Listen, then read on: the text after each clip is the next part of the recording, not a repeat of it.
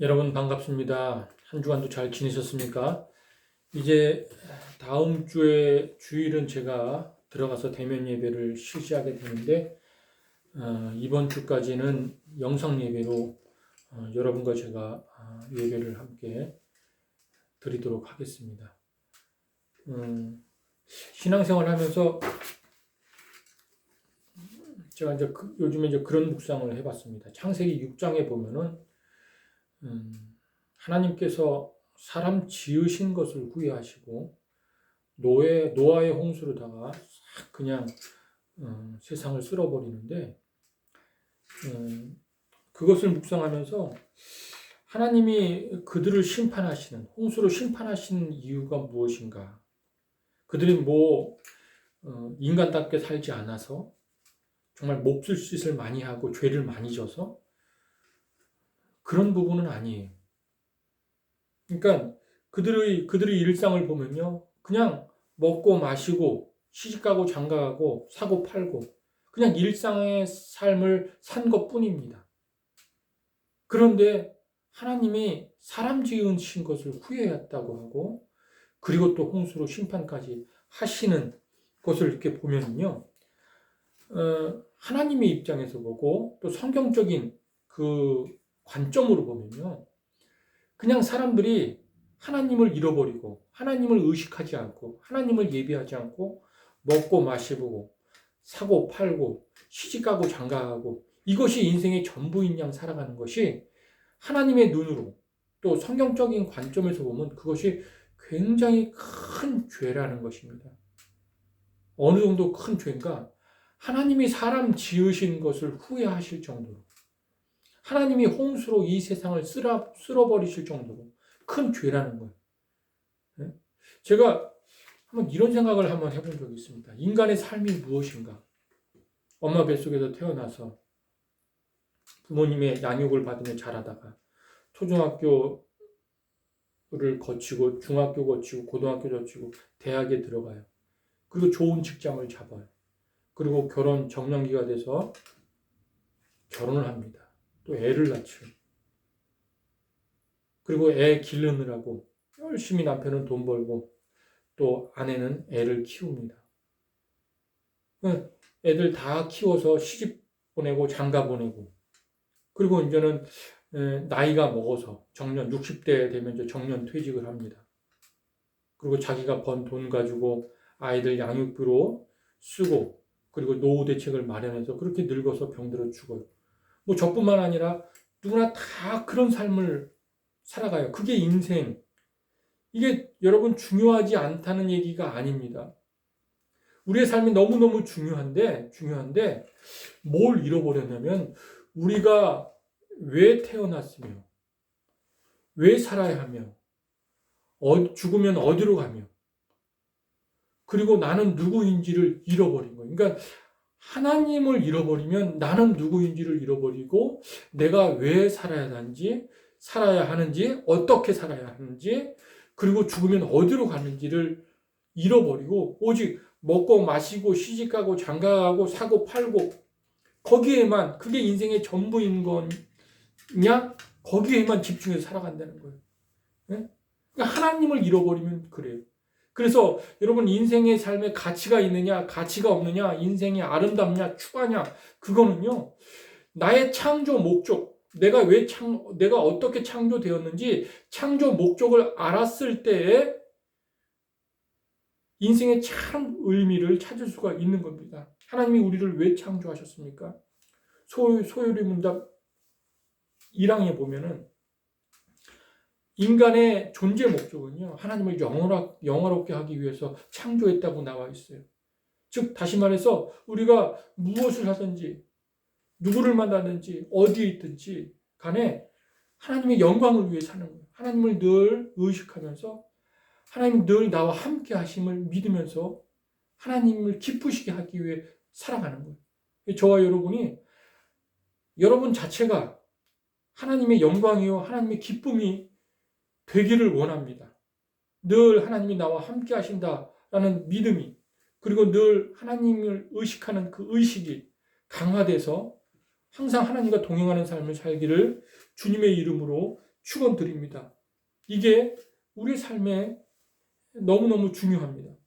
오늘 로마서 11장 1절부터 이제 11장을 시작하겠는데 제가 잠시 기도하고 그리고 시작하겠습니다. 하나님, 오늘도 예배의 자리에 우리 성도들 불러 모아 주시고 또 예배를 통해 하나님 만나고 하나님의 말씀을 듣게 하시니 감사를 드립니다. 늘 우리의 심령 속에, 우리의 생각 속에 하나님을 기억하게 하시고 하나님이 우리를 떠나지 않게 늘 하나님을 의식할 수 있는, 그래서 많은 사람들이 있을 때나 또 혼자 있을 때나 하나님이 우리와 함께 하시고 동행하는 그런 삶을 살아가는 우리 용사들, 간부들 다 되게 하여 주시옵소서. 그래서 우리의 삶의 목적을 잃어버리지 않고 하나님의 영광이 되게 하시고 하나님의 기쁨이 되는 저희들이 되길 원합니다. 우리가 이 땅에서 무엇을 위해 살아야 될지, 어떻게 살아야 될지, 그리고 나는 누구인지를 주님을 통해 점점 알아가게 하시고, 그리고 주님이 어떤 분인지를 말씀을 통해 더 깊이, 더 넓게 알아가는 그런 시간 되기를 원합니다. 우리 수색대대 또 육사단 전체 부대를 주님 지켜 보호하여 주시고, 정말 우리 육사단에게 그리고 수색대대에게 맡겨진 책임을 다 할 수 있는 우리 부대원들 다 되게 하여 주시옵소서. 이 시간 말씀을 통해 은혜 받기를 원하오니 하나님, 성령을 통해서 깨닫는 역사 일어나게 하여 주시고 사랑이 많으신 예수님의 이름으로 기도드렸습니다. 아멘, 아멘. 자, 오늘은 로마서 11장 말씀을 나누겠는데 1절을 이렇게 읽어보면요, 이렇게 나와 있습니다. 1절은 그러므로라고 시작해요. 이 그러므로라는 접속사는요, 항상 앞부분, 그 전부분의 내용을 담은 것을 결과적으로는 이렇다, 그러므로라는 접속사를 그렇게 사용합니다.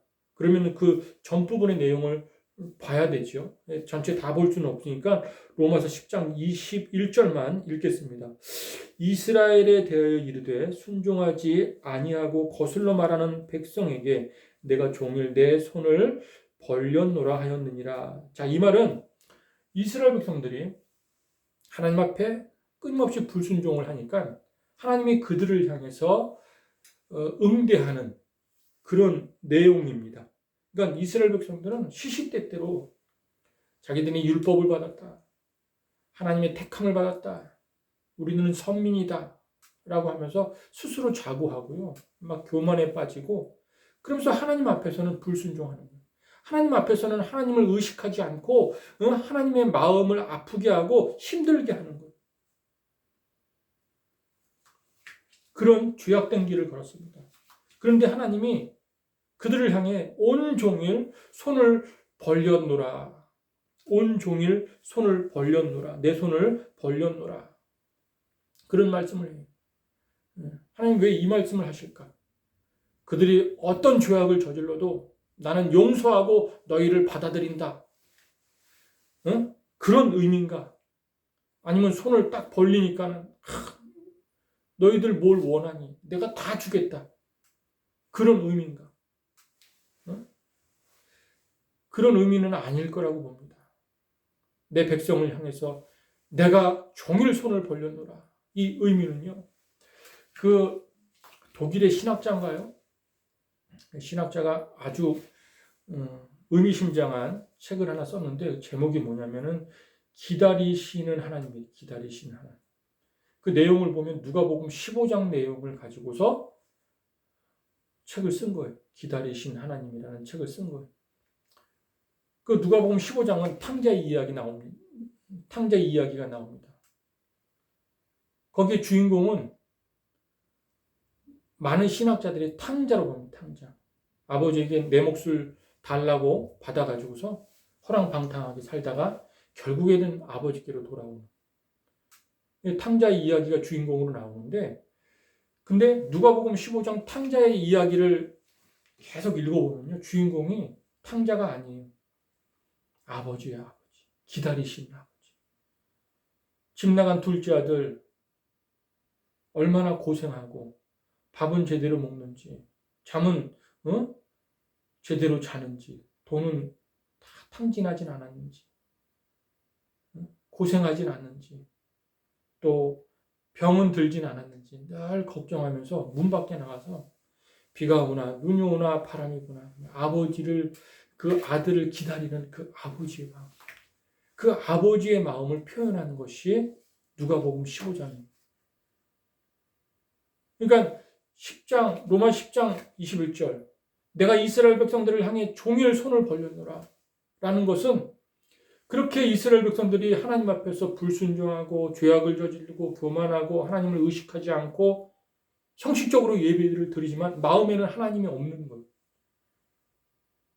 신앙에는 하나님이 없는 거예요.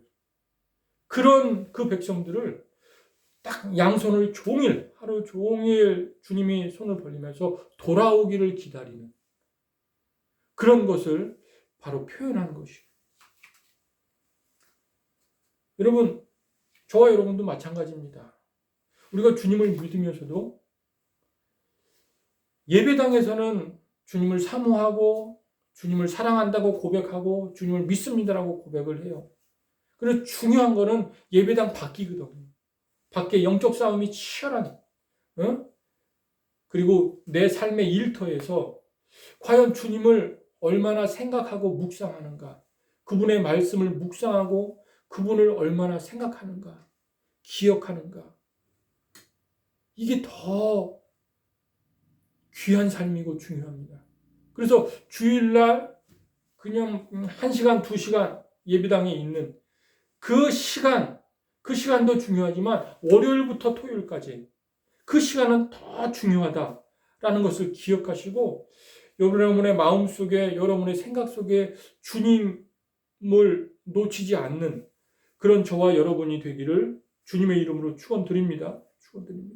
그래서 이 누가복음 15장 탕자의 이야기는 아버지의 마음에 1차적인 초점이 있는 거지, 그 탕자에게 1차적인 초점이 있는 게 아닙니다. 그래서 21절, 하나님이 종일 손을 벌리고 있는 것은 바로 패역하고 부패한 이스라엘 백성들이 하나님께로 더 가까이, 더 친밀하게 돌아오기를 원하는 마음에서 아버지께서 손을 벌리고 있는 것이다. 그래서 사도 바울이 오늘 본문 1절에 이렇게 이야기를 하고 있습니다. 그러므로 내가 말하노니 하나님이 자기 백성을 버렸느냐? 그럴 수 없느니라. 나도 이스라엘이니요 아브라함의 씨에서 난 자요 베냐민 지파라. 자, 사도 바울이 이렇게 말하는 것. 그러므로 내가 말하노니 하나님이 자기 백성을 버렸느냐? 이 질문부터 시작해요. 그럴 수 없다. 그럴 수 없다. 자, 사도 바울이요, 왜 이스라엘 백성들에게 질문부터, 하나님이 너희를 버렸느냐? 질문부터 시작을 하냐면요, 그들이요 하나님에 대해서 생각하기를 아주 강한 오해와 편견을 가지고 있었기 때문이에요. 왜냐하면 그 이스라엘 백성들의 역사를 보면요, 이 성경의 역사를 보면 아주 지독하게 고생을 많이 했어요. 그냥 백성들이 한데 모여서 공동체로 사는 때는 별로 없었고, 막 열강에 의해서, 열강의 공격에 의해서 식민지 생활로 막 흩어져서 유랑 생활을 오래도록 하고, 그리고 식민지 생활을 오래도록 하면서 말할 수 없는 아주 모진 고생을 하다 보니까 그들이 하나님을 믿으면서도 하나님을 생각하는 게, 하나님 우리 떠났어, 하나님 우리 버렸어, 하나님이 우리에게 심판을 내렸어 라는 아주 강한 오해와 편견을 가지고 있었던 거예요. 그들이 하나님의 부르심을 받고 하나님 택하심을 받고 그리고 율법을 받아서 그 율법을 지키는 하나님의 백성이라고 하지만, 그들의 현실을 보면은 굶주림에, 또 쫓김에, 유랑 생활에, 식민지 생활에 아주 그냥 넌덜머리 나는 그런 삶의 모진 고난을 받다 보니까 막 하나님이 우리를 버린 거 아니야? 하나님이 살아계시다면 이럴 수 없는데 우리는 하나님의 자녀요 백성이라고 하는데 심지어 하나님의 오해와 편견이 어디까지 가냐면요. 혹시 우리 구원받지 않은 거 아니야? 응. 우리 하나님 앞에 심판 아래 놓인 거 아니야? 버린 자식 아니야? 하나님 우리 기억하지 않는 것 아니야? 거기까지 간 거예요, 거기까지. 하나님을 향한 편견과 오해가 거기까지 간 겁니다. 근데 여러분, 한번 생각해 보자고요.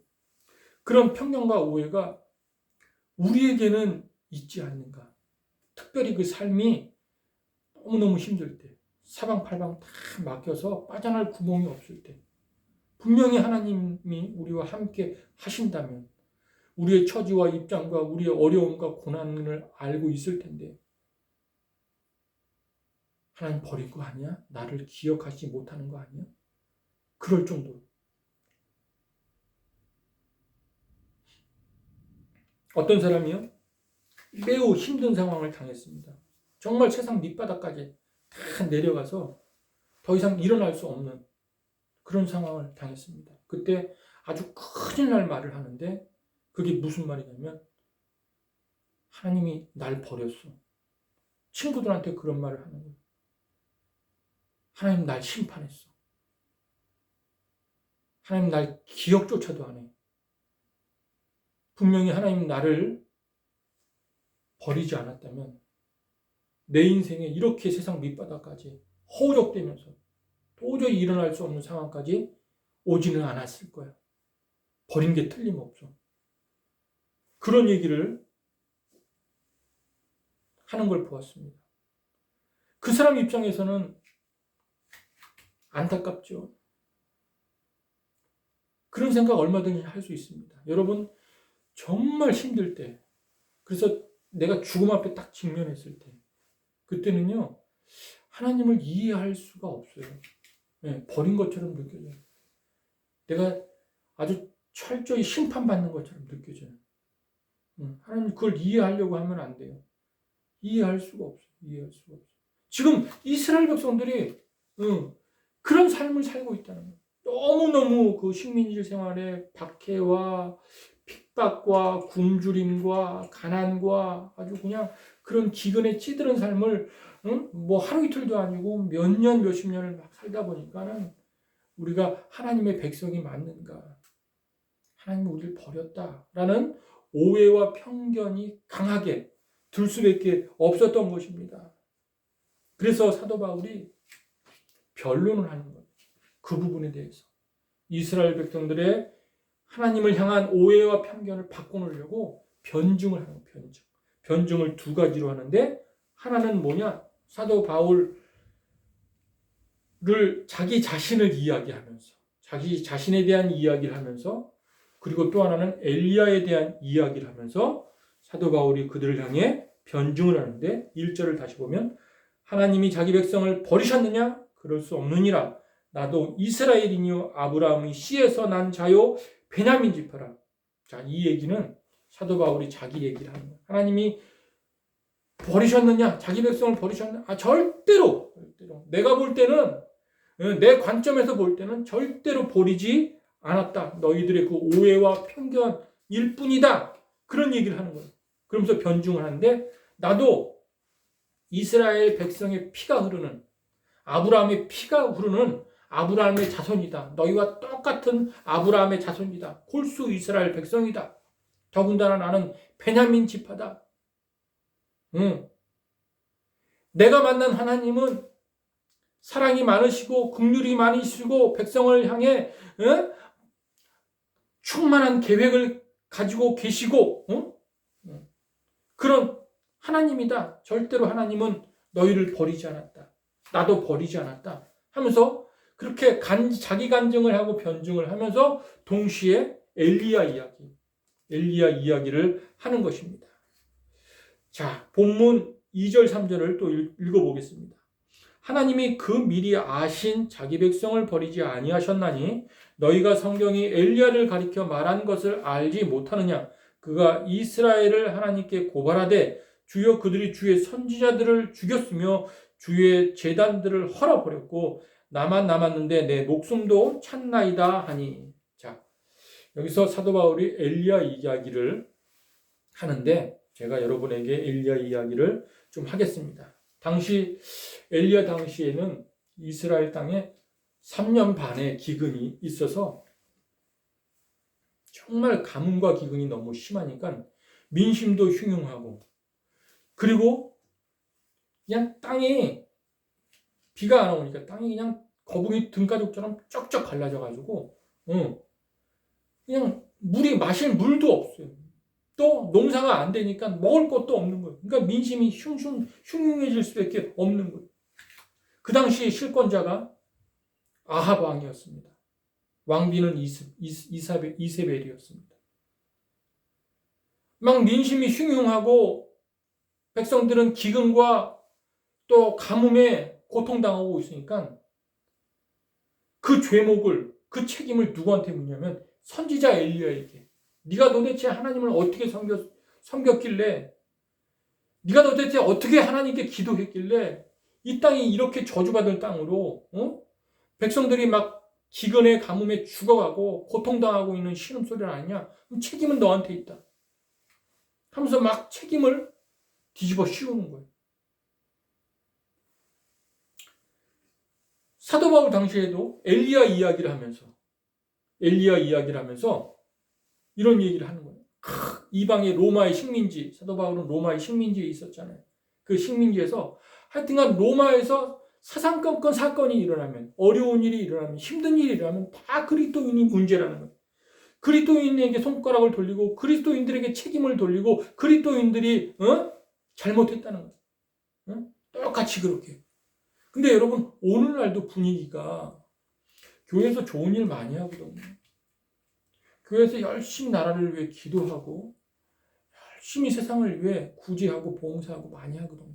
근데 그것은 싹 세상 사람들이 잃어버리고 교회가 자꾸 문제다, 교회가 어렵다, 극히 일부 극단적인 극성 많은 그리스도인들 때문에 전체 교회가 욕을 얻어먹는, 그리스도인들이 욕을 얻어먹는 경우를 보게 됩니다. 세상은 그래요, 세상은. 그래서 역사를 쭉 이렇게 내려가다 보면 항상 연약하고 힘없고 나약한 사람들을 마녀 사냥하듯이 그 사람을 타켓으로 잡아서 저것이 우리 공동체에 부정하니 우리 공동체가 어려움을 당한다. 항상 마녀 사냥 같은 역사에 반복되는 역사의 흐름이 이렇게 흘러갈 때가 있어요. 자, 사도 바울이 엘리야에 대한 이야기를 하면서 그 이야기를 하는 거예요. 그랬더니 우리도 똑같이 이렇게 힘들다. 그런데 그 당시에 권력자, 실권자는 아합 왕이었어요. 그 아합 왕이 결혼을 하는데 정략 결혼을 해요. 정략 결혼. 이세벨이란 이방 여자를 왕비로 맞이하는데 정략 결혼을 하는데 이세벨이 아합 왕과 결혼할 때 그냥 오지 않고 그 이방에 믿었던 자기 우상들, 그 잡신들을 다 데리고서 들어와요. 그래서 이스라엘 땅, 그 땅에 오직 단일 신이었던, 오직 유일 신이었던 여호와만 섬기는 것이 아니라 많은 제사장들이 이세벨 여왕이 데리고 들어왔던 그 잡신들, 우상들을 다 섞어서, 여호와와 섞어서 그 잡신들도 다 신전을 세우고 막 섬기기 시작하는 거예요. 그러면서 그 당시에 거짓 선지자들, 거짓 제사장들이 아합 왕의 거짓 제사장 400명, 이세벨의 거짓 제사장 450명들이 막 생겨나기 시작해요. 그러면서 그 참 선지자였던 엘리야에게 가뭄과 기근의 책임을 다 물으니까 이 도저히 안 되겠다 해가지고 엘리야가 전쟁을 선포해요. 종교의 전쟁을 선포하는데 그 제사장들에게 갈멜산에서 모이자. 그래서 갈멜산에서 그 제사장들을 소집을 해가지고 855명을 소집해서 너희들이 믿는 신들과 내가 믿는 여호와와 어떤 신이 참 신인지 결판을 한번 내보자. 그래서 거기서 제사를 각자 드립니다. 이 거짓 선지자들, 제사장들이 막 제사를 드리는데 요란하게 막 괴성을 지르고 막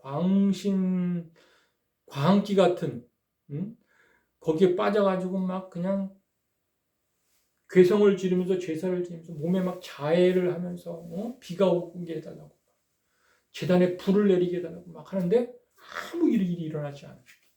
근데 이 엘리야는 하나님께, 여호와 하나님께 간절히 기도하는데 불을 쫙 내립니다. 여호와가 참 신이 증명되는 거죠. 그러고 난 다음에 이 엘리야가 850명 이 거짓 제사장들을 그릿 시냇가로 불러가서 거기서 다 처형을 합니다. 그 순간에 이제 저 이스라엘 백성들이 하나님께로 돌아오겠지. 저 지도자들이 정신을 차리고 하나님을 두려워하고 무서워하고 이제 하나님의 말씀을 듣고 하나님께 제대로 신앙생활을 하겠지. 그런 생각을 딱 가지고 있었는데 웬걸 이사벨이 그 여왕 이세벨이요 뭐라고 이야기를 하냐면 이렇게 이야기를 합니다. 아주 이거 신들의 전쟁인데 이세벨이 악신의 씨였어요. 내일 이맘때까지 엘리야의 목숨이 붙어 있으면 신들이 내게 벌을 내릴 것이다. 여러분 이 말은요. 악한 영이 사로잡힌 이스벨이 신들의 전쟁을 이미 승패가 났는데 갈멜산에서 승패가 났는데 신들의 전쟁을 계속 선포하고 엘리야를 어떻게든지 죽이겠다는 거예요. 군사를 일으켜 엘리야를 죽이려고 하는데 엘리야가 두려워서 도망을 갑니다. 참 놀라운 건 뭐냐면 그 전까지만 해도 엘리야가 용기가 담대하고 믿음이 출중해서 거짓 선지자 850명들을 죽이고 또 여호와의 그 승리를 경험했던 엘리야예요. 그런데 그 이사벨 그 왕비의 광기에 서린 그 분노 앞에 그냥 한순간에 무너지는 거예요. 무너져서 도망자의 신세가 돼서 도망가는 거예요. 그래서 어디로 도망갔냐? 로덴나무 도망가다 심신이 지치니까 로덴나무 밑에서 하나님 앞에 원망 섞인 기도를 드리는데 뭐라고 하냐면 하나님 이젠 나만 남았습니다. 내 생명이 넉넉하니 이젠 나를 여기서 끝내주십시오. 이제 내가 남은 시간 더 살아봤자 내 삶은 무의미합니다. 그러니까 저를 빨리 걷어가 주십시오. 너무 괴롭고 힘듭니다. 마음도 괴롭고 몸도 지쳐 있습니다. 하면서 하나님을 원망하는 기도를 다 하는데 하나님이 그 기도를 들으시죠. 들으시고 하나님의 그 부드러운 손길로 먼저 지친 엘리야에게 너 많이 지쳤구나 하면서 물과 음식을 갖다 줍니다. 여러분 사람이 심신이 지치면요. 일단 먹기라도 잘 먹어야 돼요. 하나님 그걸 아시거든요. 그래서 딱 물과 음식을 갖다 줘요. 그리고 엘리야를 이끌고 어디로 인도하냐? 호렙산으로 인도해요. 호렙산. 이 호렙산 어느 굴에 엘리야를 그 앞에 딱 세웁니다. 그리고 엘리야 앞에 네 가지 그림을 딱 지나가게 하는데 그 첫 번째 그림이 강한 바람이 돌풍처럼 그냥 그 미국에 자주 나타나죠. 허리케인 좀 강한 바람이 지나가게 하면서 모든 것을 다 쓸어버리게 하는 그림을 딱 보여주세요. 근데 그 강한 바람 앞에 하나님의 임재하심이 없어요. 두 번째는 어떤 그림이냐면 지진, 막 지축이 흔들리고 땅이 쫙쫙 갈라지는 지진을 보여주세요. 얼마나 두렵겠어요? 그 그림을 보여주면서 그 지진, 막 온 세상이 흔들리는 지진의 그림을 보여주는데 그 지진 가운데서도 하나님이 임재하지 않으셨어요. 세 번째 그림을 보여주는데 온 세상이 다 활활 불로 타오르는 그림을 보여주는 거예요. 도시가 타고 시골이 타고 사람이 막 타 죽는 그림을 보여주는 거예요. 그 불 가운데에도 하나님이 임재하지 않으신 거예요. 마지막 그림을 엘리야에게 보여주는데 그 마지막 그림이 뭐냐?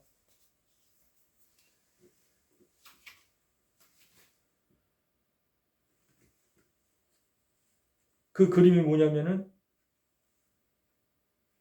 하나님이 신이 그 세미한 소리, 그 세미한 소리를 들려주는 거예요.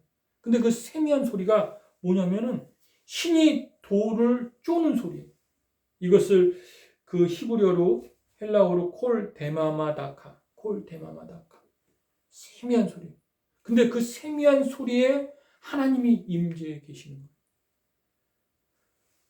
바람, 불, 지진이 엘리야의 눈앞에 선명하게 보여 지나갈 때는 하나님이 임재해 계시지 않았는데 그 세미한 소리, 콜, 데마마, 다카, 신이 돌을 쪼는 그 소리에는 하나님이 충만하게 임재해 계시는 거예요.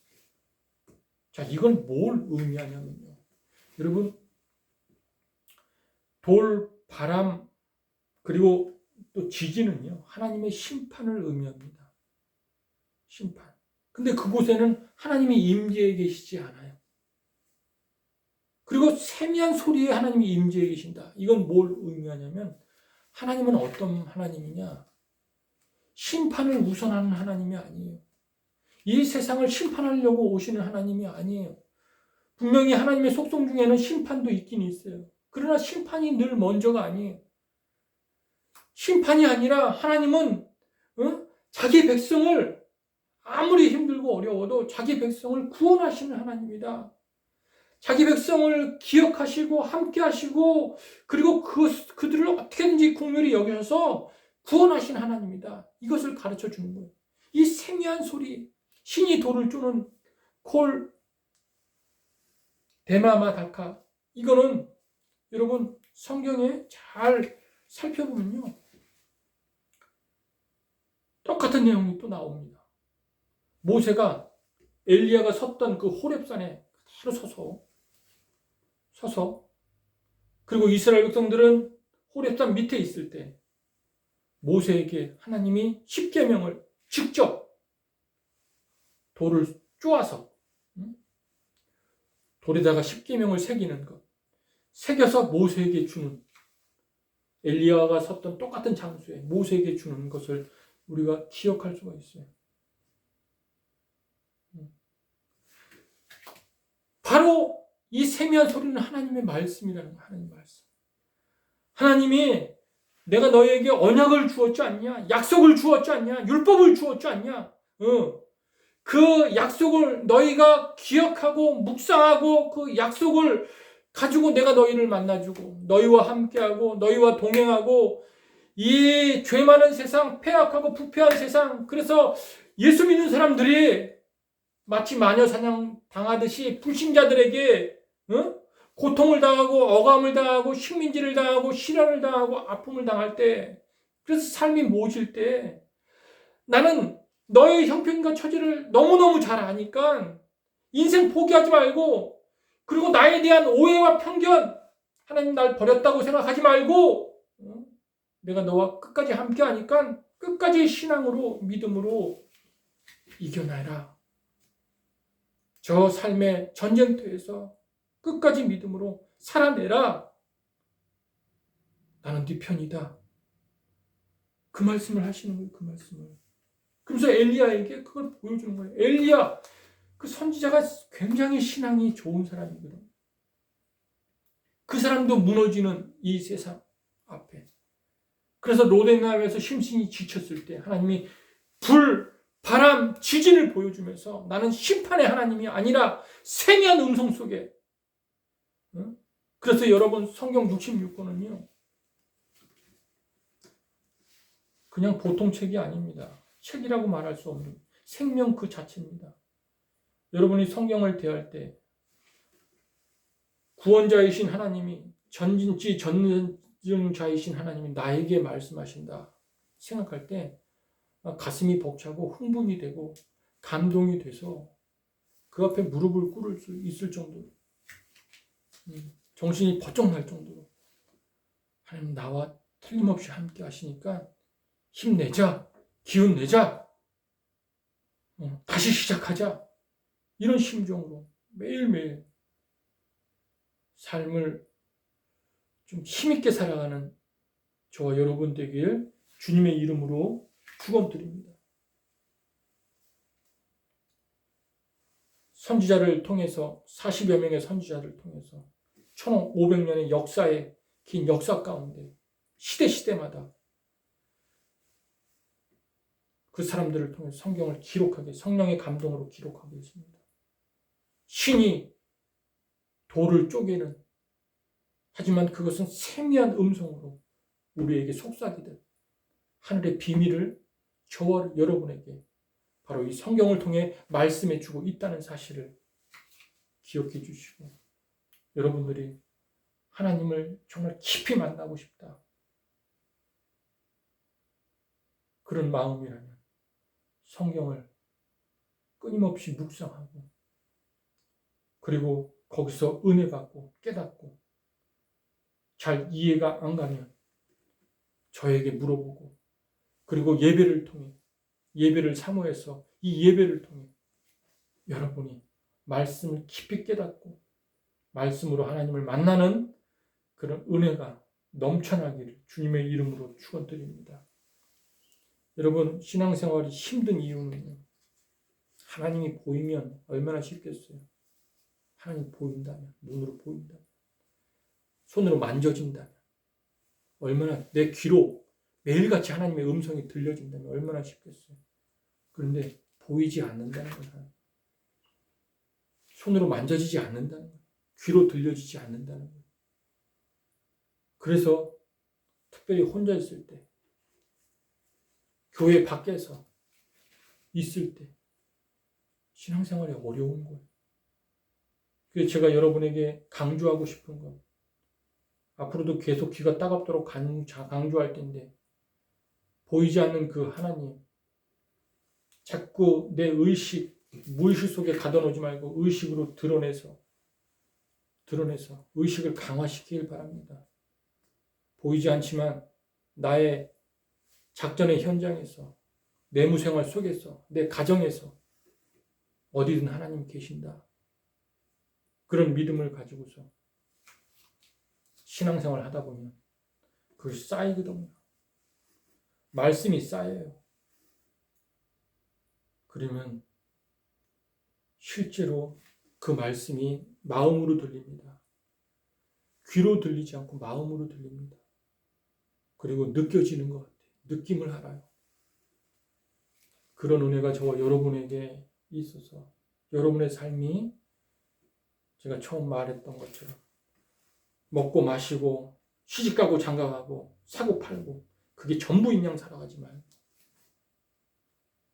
하나님의 영광이 되고 기쁨이 되는, 여러분 자체가 하나님의 영광이 되고 기쁨이 되는 그러한 인생이 존재하는 목적이 하나님의 영광을 위해 산다는 그러한 마음으로 살아가길 주님의 이름으로 축원드립니다.